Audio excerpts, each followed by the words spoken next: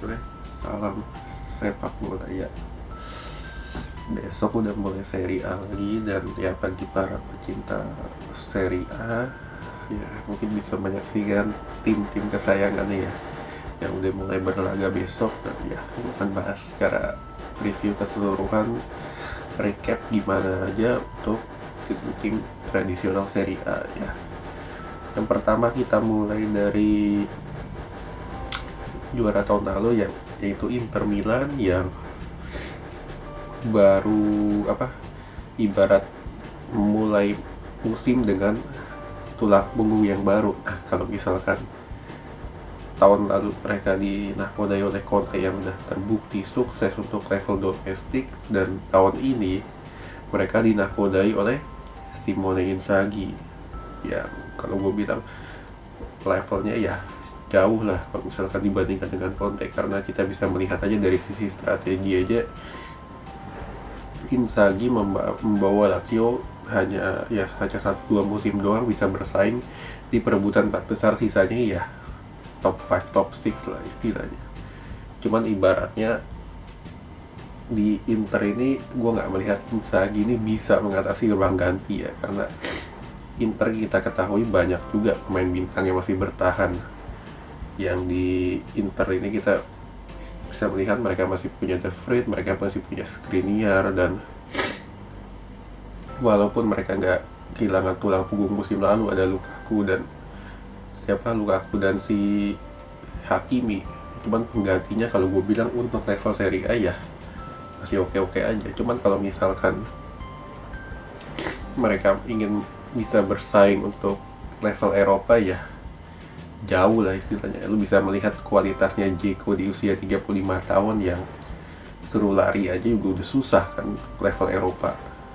Sedangkan untuk Hakimi digantikan oleh Dumfries ya gue nggak melihat Dumfries pun lebih bagus ketimbang Hakimi, karena dari sisi ofensif aja Dumfries ini masih belum punya pengalaman yang bagus di luar Liga Belanda.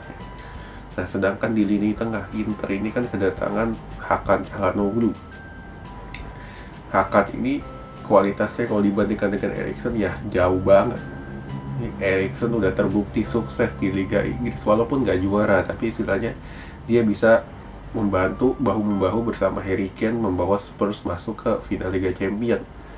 Di Inter pun ya dia walaupun nggak begitu cemerlang di arahan Conte, cuman istilahnya ketika dia diberikan kesempatan magis-magisnya ini bisa keluar. Nah, sedangkan Hakan ini berkali-kali diberikan kesempatan di AC Milan ya levelnya gitu-gitu aja, nggak jauh beda dengan pemain Serie A kebanyakan ya. Kalau misalkan orang bilang Hakan bagus bla bla bla ya, kalau gue bilang kalau misalkan Hakan bagus, klub lain ngincer dia. Sekarang kan kita lihat kontraknya dia habis, ada nggak yang ngincer? Kan nggak ada juga. Jadi istilahnya Hakan itu nggak sebagus yang lo orang pikir.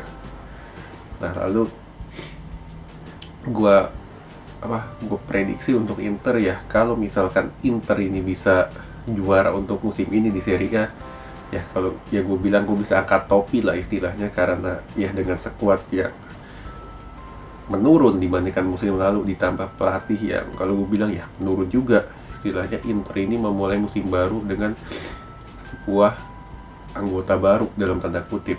Oke. Lalu ke kontestan kedua, runner up-nya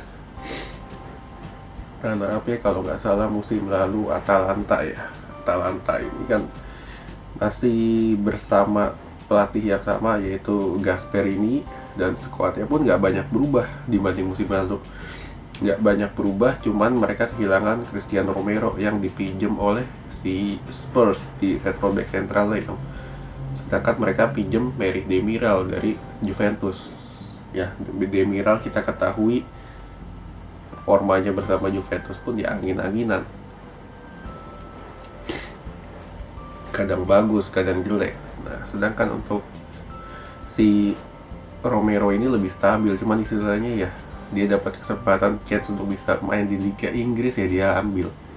Nah, cuman istilahnya Gasperini kan secara taktik nggak terlalu bergantung kepada 1 atau 2 pemain. Istilahnya 10 pemain di luar kiper itulah yang diandalkan oleh Gasperini. Inilah yang kan gue bilang walaupun tim ini untuk juara sulit, istilahnya mereka Gasperini dengan Atalanta sangat bisa untuk mengacak-acak empat besar seperti yang mereka lakukan musim lalu.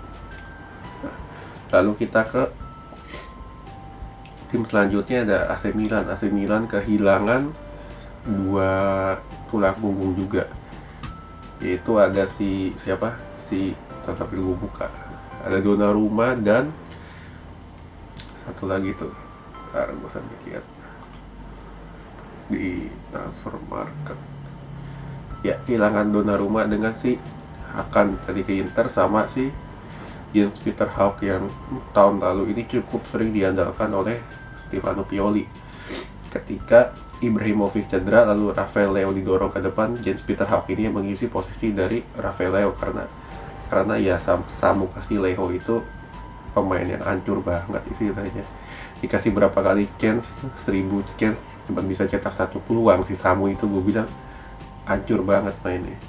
Nah, Inter Milan ini datangin siapa? Milan ini di musim ini Donnarumma Milan ini sangat kehilangan sosok dari Donnarumma yang tahun lalu ini cukup dewasa mengawal gawang Milan. Yang kita ketahui backnya ini kan Kropos, cuman istilahnya Donnarumma masih tetap lebih sabar dalam mengantisipasi berbagai macam serangan. Dan musim ini Milan mendatangkan Mike Maignan dari Lille, di mana Mike Maignan ini merupakan kiper dari skuad anggota juara Ligue 1 dari Lille musim lalu. Ya, kalau gue bilang untuk secara kualitas liga ya nggak jauh beda lah Liga 1 sama Serie A sekarang. Cuman kalau misalkan kita bicara bakat, ya Donnarumma jauh lebih di atas dari Mike Maignan. Cuman istilahnya kiper ini cukup lumayan untuk levelnya Milan. Nah, lalu siapa penggantinya Hakan? Ya, penggantinya Hakan sampai sekarang masih belum ketemu. Kemungkinan besar akan diisi oleh Brahim Diaz yang memperpanjang peminjamannya dari Real Madrid ke Milan. Yang musim lalu sempat berapa kali dicoba dan ya cukup berhasil juga untuk Brahim Diaz. Dan Milan nggak jelas juga datangin Giroud. Ya, kalau gue bilang Ibra usia 39 tahun, Giroud 34 tahun, ditotalin umurnya 73 tahun ya. Kalau gue bilang ya aneh juga. Milan ini kan istilahnya lu daripada datangin Giroud, lu lebih mending ambil striker muda lah istilahnya yang yang istilahnya lebih bisa untuk adu fisik ketimbang lu ngambil Giroud. Lu ngapain lu ambil Giroud, udah punya Ibra juga kan. Dari segi umur nggak beda jauh, dari ya segi main juga ya sama aja ngandelin bola-bola atas, dan lu nggak bisa berharap Giroud main 38 pertandingan. Sama halnya dengan yang dilakukan kepada Ibra. Jadi istilahnya ya Milan rekrut Giroud ya, gue bilang perekrutan nggak penting juga ini. Cuma untuk prediksi Milan ini akan sangat jauh lebih menurun ketimbang musim lalu. Kenapa? Terutama dari sektor lini tengah Milan yang mengalami degradasi dibanding musim lalu. Oke? Lalu kita ke peringkat keempat. Nah, peringkat keempat yang musim lalu ini diduduki oleh Juventus musim lalu dia bawa asuhan Andrea Pirlo menduduki posisi keempat kalau nggak salah tuh. Dan di musim ini mereka nostalgia dengan Massimiliano Allegri. Dan perekrutannya dari Juventus ini, kalau gue bilang Juventus ini satu-satunya tim yang melakukan penguatan diri. Dimana kalau tim seperti ya kecuali Atalanta pun sama karena Romero itu kan tulang punggung juga. Satu-satunya tim dari 4 besar yang memperkuat diri. Kenapa? Karena mereka ini nggak melakukan penjualan yang signifikan kan. Justru mereka memperkuat diri dengan mendatangkan Manuel Locatelli dengan status pinjaman ditambah opsi permanen akhir musim sebesar 35 juta euro. Dan kalau gue bilang ini pembelian penting. Kenapa? Di musim lalu kita lihat Arthur, Ramsey, Betancourt atau Rabiot nggak ada yang bagus ketika diberikan kesempatan. Apalagi diberikan kesempatan, 4 pemain itu nggak jalan juga. Jadi istilahnya perekrutan Locatelli yang di Euro kemarin tampil cukup luar biasa akan sangat menambah dari kreativitas lini tengah Juventus. Walaupun tipikal permainan Locatelli ini bukan sebagai kreator, cuman istilahnya lebih bisa untuk sebagai gelandang box to box lah, karena lu mengharapkan Ramsey, mengharapkan Arthur, mengharapkan Betancourt, apa gunanya kan. Nah, lalu mereka datangin siapa lagi? Ada McKennie, ya ini nggak jelas juga, direkrut 20,5. Lalu ada Kayo Jorge 1,5 ya. Kalau gue bilang ini investasi yang kalau gue bilang bisa berhasil bisa juga gagal. Kenapa? Kayo Jorge ini dibeli seharga 1,5 juta euro dari Santos dan belum terbukti sama sekali dia ini bisa sukses.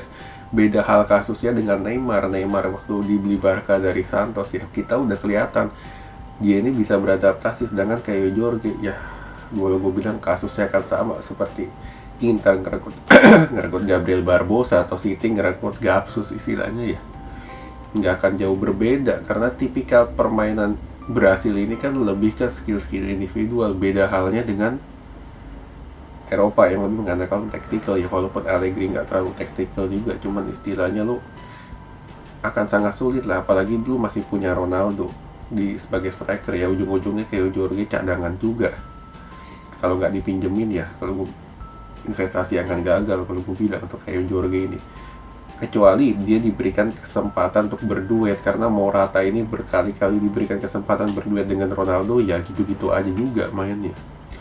Oke?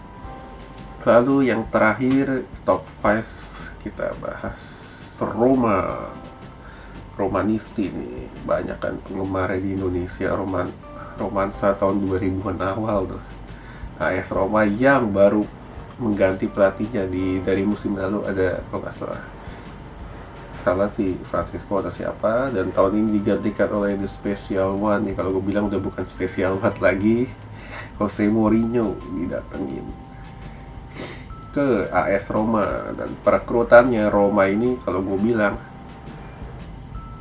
ya cukup bisa memperkuat diri juga, mendatangkan Tammy Abraham dari Chelsea yang kalau gue bilang it's a good deal juga buat Roma, karena Roma ini butuh striker muda yang jago duel udara, cukup punya speed, dan Tammy Abraham ini bisa levelnya, karena di Italia pun ya Italia kan speednya nggak gitu cepat ya. Abraham ini gua prediksi bisa bersaing. Sedangkan dari perekrutan lainnya ada Edos Murodov dari Genoa, lalu ada Rui Patricio sebagai kiper yang kalau gue bilang ini sangat penting juga. Kenapa? Kita tahu Robin Olsen penampilannya angin-anginan sepanjang musim lalu kan. Nah, perekrutan Patricio ini yang kalau gue bilang lebih bisa stabil istilahnya di bawah gawangnya Roma, dan penampilan di Wolves pun nggak hancur-hancur banget juga. Cuman mereka kehilangan Pedro lalu Edin Dzeko, cuman kalau gue bilang ya it's a good deal for Roma.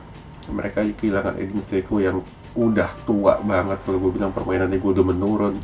Kehilangan Pedro ke Lazio ya, Pedro gue lihat musim lalu juga udah nggak terlalu efektif juga dari sisi permainannya. Dan kalau gue bilang Roma ini tipikalnya akan sangat bisa berbahaya kalau misalkan Mourinho ini punya taktik. Cuman kita tahu tiga klub belakangan terakhir yang ditangani oleh Mourinho, Chelsea, lalu MU, lalu Tottenham ya, permainan ini Catenaccio mengandalkan counter ya, gitu-gitu aja. Kalau misalkan permainan Roma masih gitu-gitu aja, mungkin di awal musim akan bisa efektif, cuman di akhir musim ujung-ujungnya ya peringkat 5-6 lagi. Oke, sekian.